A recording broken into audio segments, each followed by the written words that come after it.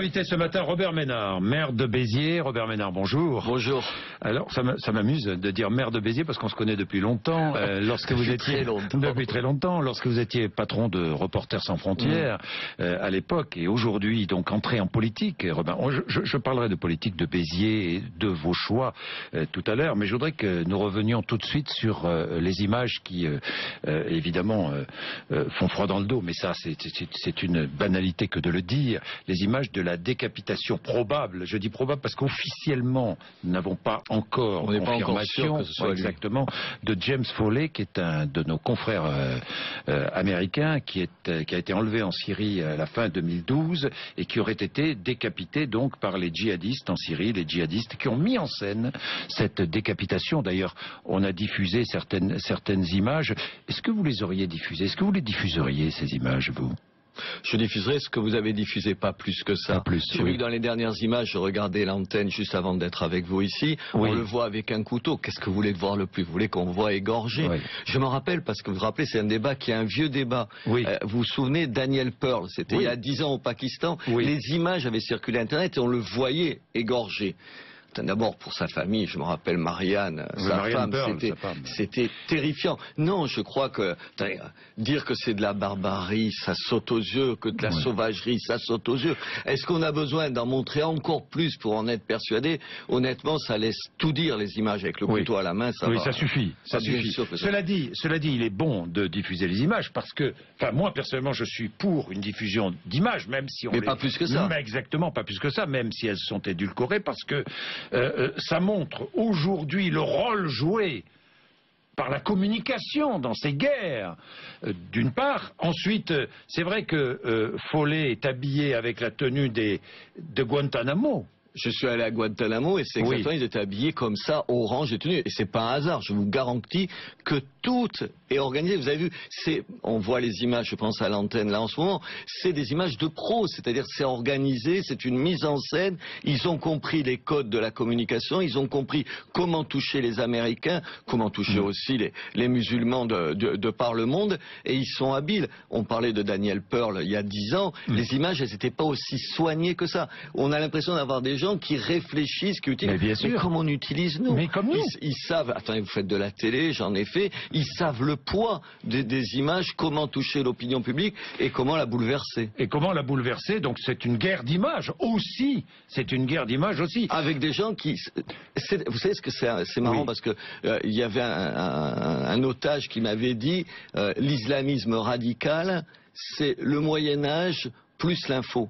C'est exactement ça, des pratiques moyenâgeuses, égorger quelqu'un, enfin on va pas parler, et la modernité des images, ils ont compris, ils allient les deux avec ce résultat-là. Ceci dit, sur le fond de cette affaire, on pourrait s'interroger quand même. Je vous rappelle au début de la guerre en Syrie, on a failli soutenir une opposition qui nous a donné ça. Ah oui, mais les responsables disent on a failli soutenir une partie de cette opposition. Attendez. Ah bon? Ouais. Bon, alors on va y revenir. On va revenir sur la situation internationale, Robert Ménard, mais un mot encore sur ces prises d'otages de journalistes. Il y a deux façons de pratiquer. Soit on paie des rançons, soit on n'en paie pas. Les Américains ont décidé de ne pas payer de rançon. Et la France les paie tout le temps. Et quoi qu'on dise. Écoutez, je sais pas. À la limite, je sais pas pourquoi, parce que c'est compliqué. D'un côté, si vous payez, attendez, c'est la porte ouverte, on recommence. Et c'est pas pour rien que tant de Français sont pris en otage.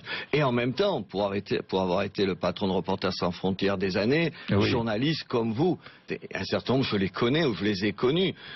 Ou tu connais la famille. C'est impossible à dire, ne payez pas pour pas leur sauver la vie. Vous avez compris, c'est la raison d'État face aux sentiments. Moi, quand j'étais le patron de Reporters sans frontières, j'ai toujours été du côté des familles, de ceux qui disaient mais il faut tout faire pour les sortir de là. Mais je peux comprendre une position de certains pays qui disent les Britanniques font pareil, de dire non parce que c'est la machine infernale. Plus on paye, plus on a d'otages, plus on va payer. Et puis on finance le terrorisme. Et bien sûr, et vous financez les prochaines prises d'otages. Mais honnêtement, je veux pas en dire dire plus parce que vite après on se met dans une position, vous savez, donneur de leçons, il faudrait faire ci, il faudrait faire là. Honnêtement, je l'ai pas su pendant plus de 20 ans en Reporters sans frontières, j'ai pas plus de réponses aujourd'hui là-dessus. Bien, Robert Ménard, vous êtes entré en politique, donc regardons ce qui se passe encore au niveau international. Israël et les Palestiniens, ça a repris à Gaza. Malheureusement, Israël a repris ses frappes après des tirs de roquettes venus de Gaza. Est-ce que pour vous, Israël est dans son droit? Israël doit se défendre. Mais en même temps, on ne peut pas oublier le problème palestinien. Le problème, c'est pour les connaître, parce que je parle de gens que je connais, moi, à Gaza, j'y suis allé. C'est pour ça que je vous pose la question. Et tout. Attendez, le Hamas, c'est pas des victimes. Le Hamas, c'est pas des victimes. Ils ont commencé par tuer des centaines de gens, des Palestiniens, quand ils ont pris le pouvoir à Gaza. Il faut savoir avec qui on a affaire.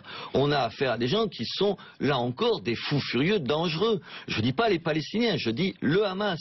Et je comprends fort bien qu'Israël n'ait pas envie de faire confiance à ces gens-là. En même temps, enfin, on le sait, vous et moi, vous faites la paix avec vos pires ennemis. Vous faites pas la paix avec vos amis, parce que vous ne faites pas la guerre avec eux.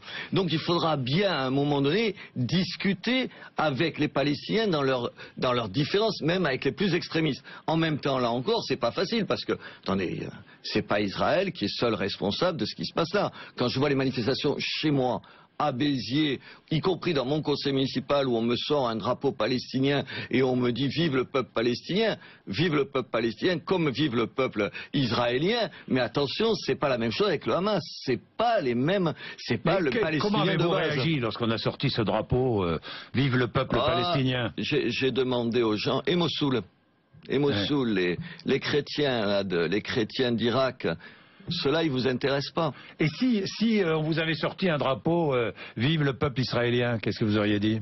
Pas plus, pas moins, j'aurais dit. Mais, et les chrétiens? Les chrétiens qu'on tue. Tout à l'heure, on parlait de l'horreur de ce qui se passe avec Jen Follet. Attendez, les chrétiens qu'on a crucifiés. Crucifiés en Irak. Qu'on a oublié pendant tant d'années, d'ailleurs. Voilà. Et là, qu'on vient crucifier, vous imaginez à quoi ça renvoie? C'est ça la réalité. C'est une guerre sainte, que se passe-t-il? Écoutez, comment non sous-estimer la dimension religieuse des guerres, on l'a longtemps fait. Moi, je suis d'une génération qui disait mais la religion, c'est pas ça. En réalité, c'est les forces sociales qui s'opposent et tout. Le nationalisme et la dimension religieuse, elle est essentielle. Le problème, c'est qu'on n'en sort pas de ça. Moi, je suis contre l'intervention des Occidentaux dans ce genre de guerre. Regardez en Libye ce que ça a donné. Regardez ce que ça donne. Vous êtes contre l'intervention américaine en Irak aujourd'hui? Aujourd'hui, oui, bien sûr. Vous êtes contre? Ah, aujourd'hui, attendez, pardon. En 83, aujourd'hui, on est dans un guêpier, on peut plus s'en sortir. Oui, je comprends le pape quand il dit, au fond, il dit il faut intervenir pour sauver les chrétiens. Mais je sais au fond de moi, comme vous le savez, qu'on a commencé à ouvrir la boîte de Pandore quand on est intervenu dès 91. Là, vous faites pas le bonheur à la place des gens. Vous réglez pas les questions religieuses et nationales à la place des gens. Est-ce que les Américains ont eu raison ou pas d'intervenir, en Irak aujourd'hui? C'est le minimum. Après les conneries qu'ils ont faites depuis 20 ans en Irak, oui, c'est le minimum qu'on fait pour sauver les chrétiens. Et par exemple, David Cameron qui dit les djihadistes représentent une menace directe pour le Royaume-Uni. Vous pensez que les djihadistes représentent une menace directe pour la France? Je pense qu'ils sont pour une minorité, mais une minorité quand même, un modèle pour certaines personnes de chez nous.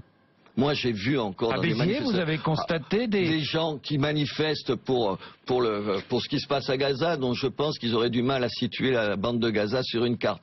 Je pense qu'on importe ici des questions qui sont dangereuses parce qu'elles divisent profondément. Et oui, et puis il y a une montée de l'islam radical. Enfin, ça saute aux yeux.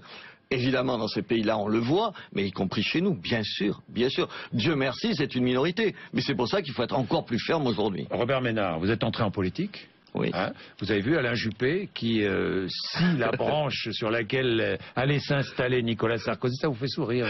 Oui, attendez, cette cacophonie à droite. Enfin, vous imaginez l'image que ça donne de la politique? Vous imaginez? Il y a le droit, Alain Juppé, d'être candidat aux primaires de l'UMP. De grand bien lui fasse, c'est pas mon problème. Mais enfin, ça donne une telle impression de chacun veut sa place. Et la France, et mon pays là-dedans. Mais enfin, attendez. Vous voulez votre place, vous, à la tête de la mairie de Béziers? Moi, je veux servir les Biterrois. Mais je fais pas une carrière politique. Je fais pas une carrière politique. Vous ne serez plus candidat à rien? Rien du tout, mais bien sûr que non. Ni à la députation, ni au sénatorial, ni un jour, pourquoi pas la présidence de la République? Bien sûr. Ben oui. À rien du tout. Oui. Je suis dans ma ville, au service de ma ville. Vous savez, si on a gagné à Béziers, s'il y a une leçon à tirer, c'est qu'aujourd'hui, les Biterrois, mais comme les Français, ils en ont assez de cette façon de faire de la politique. Ils en ont assez des gens qui se servent plus qu'ils ne servent les gens. C'est ça le problème. C'est juste ça. Alors oui, attendez, cette cacophonie à droite... Vous serez obligé de soutenir quelqu'un en 2017, soit Marine Le Pen, soit Nicolas Sarkozy, soit Alain Juppé. Je me poserai la question à ce moment-là. D'abord, vous savez qui sera candidat? Non, je ne sais pas. Marine LePen, oui. Les autres, saura, pourquoi est-ce que vous n'êtes pas membre du Front National, d'ailleurs? Parce que j'ai des désaccords avec eux. Qu'est-ce qui vous gêne au Front National? Oh, une partie du discours sur l'Europe, je suis en désaccord. Et puis je suis pas à l'aise dans les partis. Là, je suis dans aucun parti, soutenu d'abord par des gens qui n'appartiennent à aucun parti. Écoutez, il y a 37 membres de conseils municipaux qui appartiennent à ma majorité. Il y en a 3 au Front National, c'est-à-dire tous les autres, ils sont pas. Oui. On s'entend tous bien, on parle pas de politique. Vous savez, je fais une politique de bon sens. Enfin, vous savez ce que c'est le bon sens? Le bon sens. 18% des mesures qu'on doit prendre, des décisions qu'on doit prendre, elles sont dictées par le bon sens. La politique, ça a envahi la sphère de l'action publique. Et c'est une mauvaise chose. C'est une mauvaise chose. Voilà, c'est la seule chose qui m'intéresse. J'ai une belle ville, vous connaissez Béziers. Oui. Une ville qui a une histoire fantastique, qui est une ville pauvre, la 4e ville la plus pauvre de France. Et j'essaie de lui... le taux de chômage. Et vous le connaissez. J'essaie de lui redonner du lustre. Oui. Du lustre, de la fierté. Oui. Alors, donc, vous ne serez jamais adhérent à aucun parti? Non, ça m'intéresse pas. J'ai été 30 ans journaliste, je ne vais pas adhérer à un parti politique, ça va. Hein. Bon. Les institutions. Est-il vrai que, moi j'ai lu, ici ou là, on a lu beaucoup de choses sur vous, que vous êtes partisan de la monarchie constitutionnelle? Non, je sais pas. Vous voulez que je fasse la somme des bêtises que disent mes confrères? Non, je suis un républicain, ça va. Vous êtes favorable à la peine de mort ou pas? Mais je ne suis pas favorable à la peine de mort. J'ai seulement dit, tenez, ça tombe bien. C'était à propos de... C'est pour ça que je vous pose la question. À propos de Daniel Pearl, vous vous rappelez, égorgé. Oui. Et il y avait un certain nombre de gens qui avaient reproché à Marianne Pearl de ne pas avoir hurlé quand les services pakistanais avaient torturé un certain nombre de gens dont ils pensaient qu'ils détenaient Daniel Pearl. Moi, j'ai juste dit, c'est sur la torture comme sur la peine de mort. Je ne donne pas des leçons, je ne sais pas comment il faut faire. Je ne sais pas comment il faut faire. Bien sûr que spontanément, j'ai aucune envie qu'on torture qui que ce soit. Enfin, je me suis battu 25 ans pour les droits de l'homme, vous pensez, mais en même temps, je ne donne pas de leçons aux gens qui sont dans des situations dramatiques. La peine de mort, j'ai dit que si on avait coupé le cou à Dutroux, vous vous rappelez Dutroux? C'est ce que vous avez dit, oui. Attendez, il laisse mourir de faim 2 gamines enfermées dans sa cave. Honnêtement, ça m'aurait pas empêché de dormir. Si vous voulez me dire, est-ce que je signerai une pétition pour le rétablissement de la peine de mort? Non.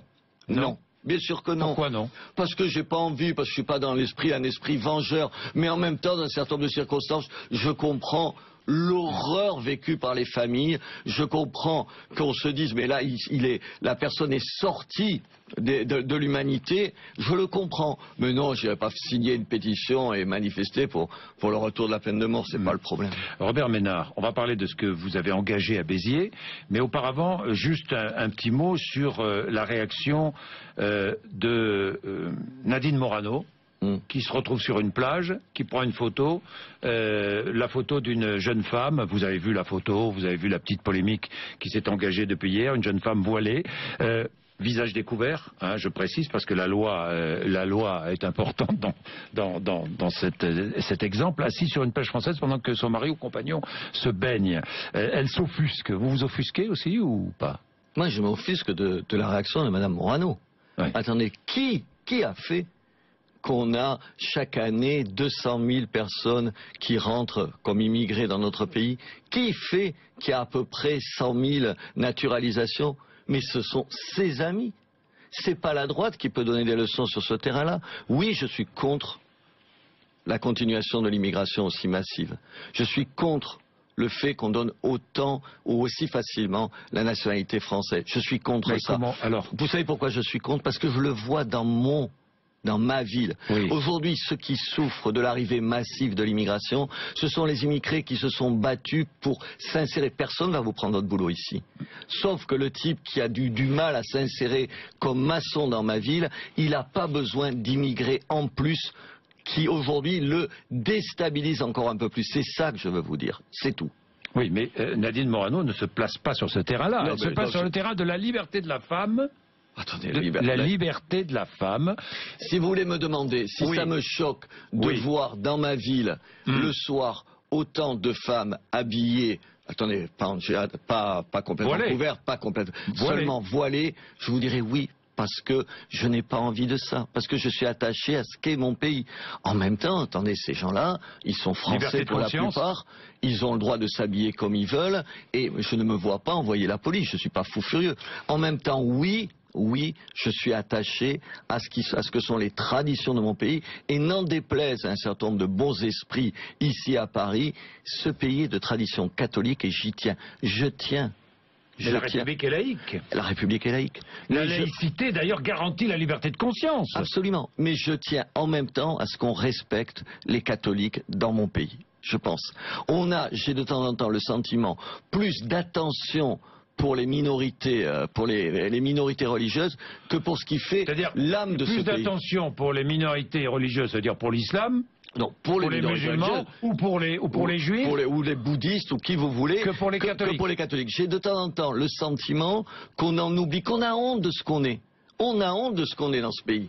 On a honte de dire qu'on a l'histoire qu'on a. Ou quand on raconte notre histoire, c'est pour mettre en avant que pour les pages sombres de l'histoire. Vous avez voulu supprimer les repas halal dans les cantines de votre ville au nom de la laïcité.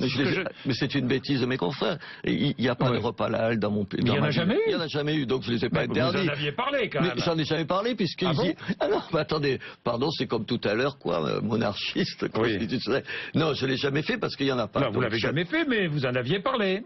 Avant d'être élu, non? Non, j'ai dit supprimer. Non, j'ai pas dit que je supprimais, ils y sont pas. J'ai dit simplement que je ne l'accepterai pas. Au nom du principe de laïcité. Bien sûr. Mais c'est au nom du principe de laïcité que vous faites organiser une messe avant la feria de Béziers, Robert Ménard. Vous voyez venir. Puis-je vous dire, allez-y. Vous êtes un journaliste qui aime les faits, que de messe, il y a toujours eu au début des arènes, au début de la feria Béziers, tout le temps. Il y a une messe. Traditionnellement. Seulement cette messe, vous allez être sensible à mon argument, cette messe, elle se passait dans la chapelle des arènes. La chapelle des arènes, je ne sais pas si vous la connaissez. C'est traditionnel dans toutes les corridas d'ailleurs. Il y avait 50 personnes, les VIP. On m'aurait invité comme maire. J'ai seulement souhaité que la messe soit ouverte à tout le monde. Je pense que les Biterrois ont été sensibles. On attendait 300 personnes, on avait mis 300 chaises, il y en avait 5000. C'est pas tout à fait la même chose. Ça dit, mais pas que des catholiques. Je vais même vous amuser. Il y avait des musulmans à la messe. C'est incroyable. Des musulmans, on leur a demandé pourquoi ils étaient là. Parce que ça donne du sens aux choses. Ça donne du sens à la vie. Mais les gens, ils peuvent avoir envie de faire la fête et aussi avoir envie de sens. Parce que vous vivez pas que de la fête. Et ça, c'est partagé par tout le monde. Et en plus, oui, de dire, on est dans un univers, la tauromachie, où vous n'avez pas besoin de moi pour savoir à quel point vous défendez d'ailleurs la tauromachie. Vous interdisez même les rassemblements anti-corrida. À 400 mètres, à 400 mètres des arènes, parce que j'ai pas envie qu'il y ait d'affrontement. Vous connaissez. Vous défendez la tauromachie. Bien sûr, je défends la tauromachie. On y va, vous et moi, à la tauromachie. Ça se passe bien. Moi, je n'ai pas envie qu'on me prive et qu'on prive les gens qui aiment ça de cette pratique-là. Vous pouvez ne pas l'aimer. Je comprends totalement qu'on n'aime pas. Je comprends totalement qu'on ne veuille pas les voir. Mais on n'empêche pas les autres de le faire. Moi, j'ai dit aux gens qui s'opposent à la tauromachie, vous manifestez, mais vous manifestez à 400 mètres des arènes. On ne va pas se casser la figure à l'entrée des arènes, c'est tout. Est-ce que, parce que beaucoup de musulmans disent, la religion prime sur les lois de la République? Non. Non? Non. Non. Non. Pour vous, c'est clair? C'est clair. Pourtant, vous êtes très croyant. Catholique pratiquant, oui. Et très pratiquant. Et très pratiquant. Oui. Et alors? Mais les lois de la République priment. Ben oui, je les respecte au jour le jour, regardez. Est-ce que vous comprendriez, alors je reviens à ce qu'a dit Nadine Morano, qu'une jeune femme très pratiquante, quelle que soit sa religion, aille s'installer sur une plage et désire ne pas se dévoiler? Je peux le comprendre. Vous comprenez Absolument. Mais attendez, oui, bien sûr. Moi, je me rappelle avoir interviewé... D'ailleurs, on n'a pas demandé l'avis à cette jeune femme. À cette jeune femme photographiée par Nadine Morano. On lui a pas posé. Ce qui est regrettable. Il aurait fallu lui demander. Oui. Je me souviens, vous savez, j'étais journaliste il y a encore peu de temps, avoir interviewé des femmes voilées et qui me disaient. Il y a deux interprétations. Il y a la lecture féministe qui dit c'est monstrueux et tout, et je l'entends. Mais qui disait, au fond, j'offre ça à Dieu. Vous comprenez ça? Je l'entends, je le comprends pas, je l'entends, j'écoute, je suis comme vous, j'essaie de comprendre les gens avant de les juger. Et je me suis dit, au fond, le problème de l'islam en France, c'est pas l'islam seulement, c'est nous. C'est nos églises qui sont vides. Le problème, c'est pas que les mosquées soient pleines, c'est qu'on déserte de nos églises. Moi, je suis sidéré d'un certain nombre de gens qui me disent « Oui, regardez le risque de l'islam », que je sous-estime pas, vous l'avez bien compris, et j'entends le combattre, l'islam radical. Mais en même temps, allez à la messe, affirmez-vous, dites ce que vous êtes. Mais là, encore une fois, on a honte de ça. Allez écouter des imams. Allez écouter tout le monde. Mais moi, j'écoute. Je suis respectueux des autres. Ça ne veut pas dire que je partage les opinions des autres. Robert Ménard, dernière question. Les Biterrois, je ne vais pas revenir sur toutes les petites polémiques autour des choix que vous avez faits à Béziers. Mais ce qui importe à Béziers, c'est le taux de chômage. On est bien d'accord, 16%. Et j'ai beaucoup de Biterrois qui m'interrogent, qui me disent, mais que va-t-il faire contre ça? Vous réussirez ou vous ne réussirez pas sur ce terrain-là. C'est ce terrain-là qui compte avant tout. Attendez, c'est bien pour ça que j'ai pris la première mesure que j'ai prise, mais vos confrères en parlent peu, c'est baisser les impôts. Les impôts des particuliers, les impôts des entreprises. Dans une ville très pauvre et déjà endettée. Je suis revenu à l'imposition de 1995. Vous connaissez un maire qui a fait ça? Non, parce qu'il faut créer les conditions pour que les entreprises aient envie de venir dans ma ville. Pourquoi je veux que la ville soit plus sécurisée? Parce que c'est une condition pour que les entreprises viennent. Que la ville soit plus propre, c'est pour que les entreprises puissent venir. Si vous faites pas ça, vous posez sur rien du tout. Vous croyez que je vais aller téléphoner à Renault en leur disant venez mettre une chaîne de montage dans ma ville? Et les enfants de votre ville vont porter une blouse, c'est vrai? J'ai proposé aux enfants de porter une blouse. Pourquoi? Vous l'avez pas portée quand vous étiez jeune? Payé par qui? Les contribuables? Oui, bien sûr, parce que je pense que dans l'école de la République, l'égalité de tous devant le maître et la maîtresse, c'est l'idéal. Vous savez, aujourd'hui, il y a un uniforme. Même dans les écoles privées, d'ailleurs. Même dans les écoles privées. Payé par le denier public, oui. Vous savez qu'on donne de l'argent aux écoles privées pour les enfants aussi, vous le savez. Parce que ça met les enfants à égalité. Et j'y tiens à cette égalité. Elle ne sera pas obligatoire. Hein, bien sûr que non. Merci, Robert Ménard, 8h58.